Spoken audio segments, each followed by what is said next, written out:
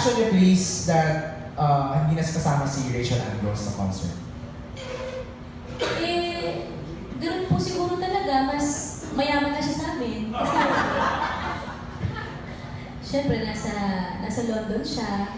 Pero nakakalungkot naman po yun para sa amin kasi nung unang press ko natin, 5 pa kami, di ba? So, honestly, nagulat din po ako nung na-confirm talaga na hindi na po magiging parte si Rachel sa Divas Live in Manila. Pero, naiintindihan naman namin yon kung syempre kung mas kailangan niyang mag-stay doon sa London po.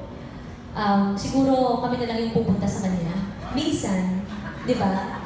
Kasi gusto ko siya mapanood eh. Hindi ko pa siya napapanood po kahit isang beses doon. Hindi pa ako nagkaroon ng pagkakataon. Broadway na siya? Yes. Yes. Actually po yung isa sa mga reasons din is from London, pupunta po siya ng New York for Broadway.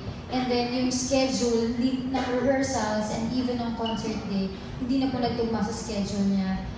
Siyempre, bilang mga kapatid sa industry and also same kami na management, big break din for her career yun. And we know na gusto niya yung passion niya yun. So, okay lang naman po talaga na magbaraya. Tsaka we understand her kasi kumbaga kung isa sa amin naman yun, yung may ganong klaseng opportunity na siyempre, international gig yun, di ba?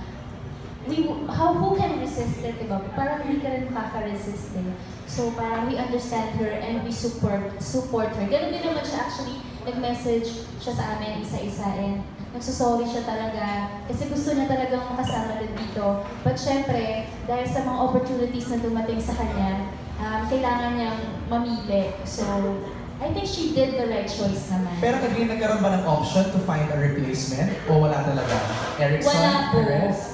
Wala talaga? Wala po talaga. Kayo ayaw niyo magsama ng iba.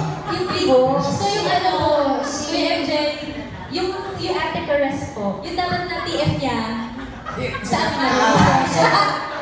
Katuwa na rin po kami. Kasi nagkakaroon yung TF namin. Hamig-hamig din. Thank you, Rachel. Kaya pala to. I just want to say congratulations kay Angeline for a successful concert in North America. Thank you po. Nakakatuwa. And also kay Yeng with the China-Philippines friendship concert. Yes, thank you. Congratulations. Thank you. Salamat.